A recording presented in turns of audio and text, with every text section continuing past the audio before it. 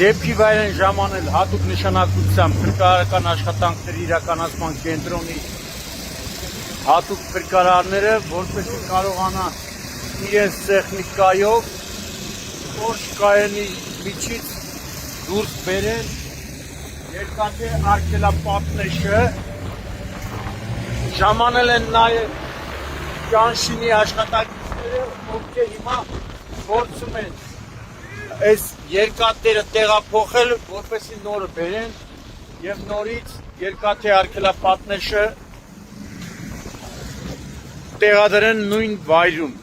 Հիմա արդեն փրկարարները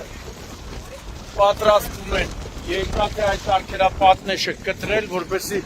ավտոմեքենան հնարավոր լինի տեղափոխել Քննիչի հանձնարարականով ոստիկանության կողմնակի բաժնի պահպանվող հատուկ տարածք։ Մեքենան բավականին արագ է վարորդի եղել, իմ տեղեկություններով արդեն պարեկներու քննիչները պարզել են, Նուբարաշենի բնակիչը երիտասարդ տղա, տղամարդ է, Նուբարաշեն վարչական շրջանի բնակիչ է։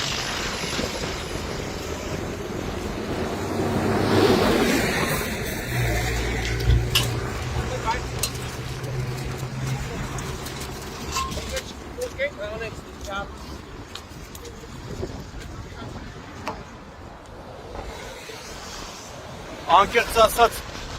այս վթարի մեջ ես հենց մեղադրում եմ վարորդին, թեպետ անմեղության կանխավարկած, բայց սա այն դեպքն է, որ չես կարող ասես անմեղության կանխավարկած։ Նախ վթարի ժամեր առաջ պարեկների կողմից ենթարկվում է վարչական պատասխանատվության վարորդը, լինելով ոչ սթափ,